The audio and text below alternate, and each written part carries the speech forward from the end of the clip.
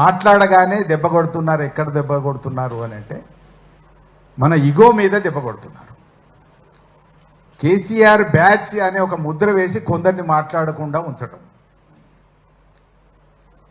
కొందరిని ₹1 ఇంకేదో ఆకర్షణలు పెట్టి కొందరిని మాట్లాడకుండా ఉంచడం,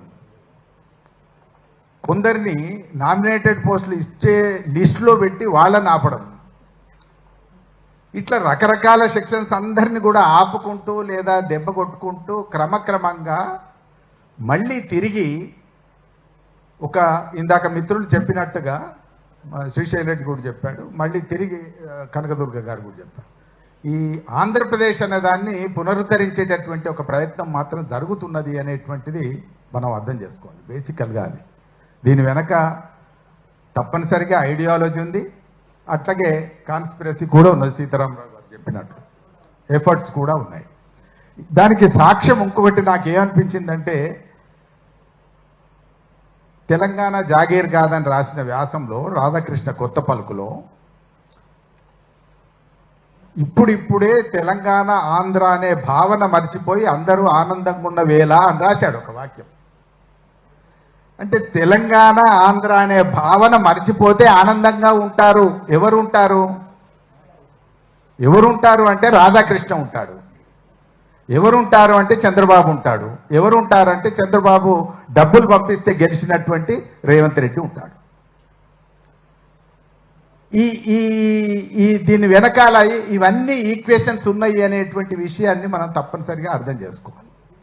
అంటే ఇది రాజకీయంగా కనబడుతుంది కానీ అస్తిత్వం మీద పడుతున్నటువంటి దెబ్బ దేని మీద ఉన్నది? దీని రూట్ కాదు, జాగీర్ కాదు అనేదేమో రాజకీయ వ్యాఖ్య, దాంట్లో లోపలగా ఇన్నర్గా ఉన్నదేమో తెలంగాణ ఆంధ్ర భావన మర్చిపోయి ఇప్పుడిప్పుడే కుదురుకుంటున్న వేళ ఈ మళ్ళీ ఒకటి లేపారు.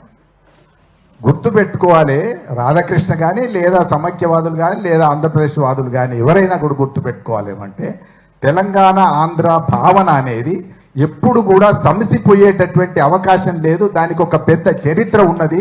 అది ఎప్పుడు అనుకుంటే అప్పుడు పునరుత్థానమయ్యేటటువంటి అద్భుతమైనటువంటి శక్తి దానికి ఉన్నది. అది అర్థం చేసుకోక ఇట్లా అంటున్నారు.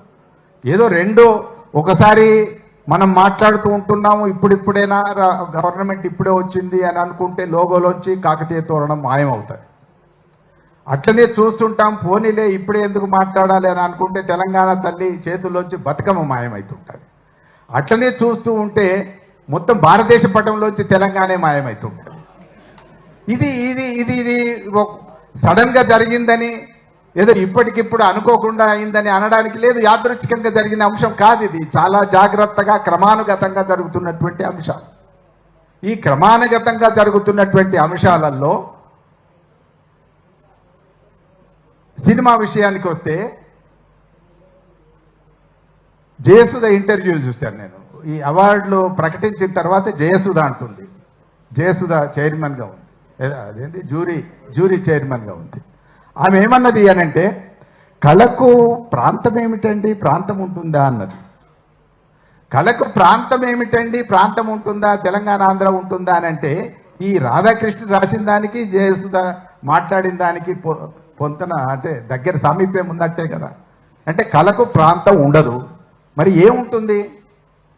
కళకు ప్రాంతం ఉంటుంది, రాజకీయానికి ప్రాంతం ఉంటుంది, సంస్కృతికి అస్తిత్వానికి ప్రాంతం ఉంటుంది.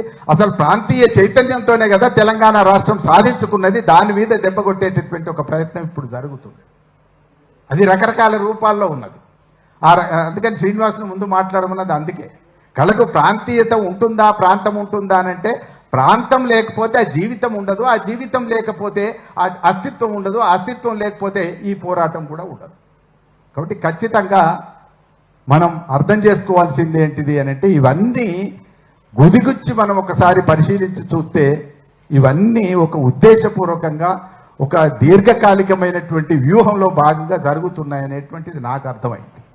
అయినా ఎందుకు మాట్లాడతలేమంటే, ఇవన్నీ జరిగినా కూడా మాట్లాడడానికి వెనక ముందు ఆడడం, నేను చివరిదాకా మాట్లాడకుండా ఆగడంలో కూడా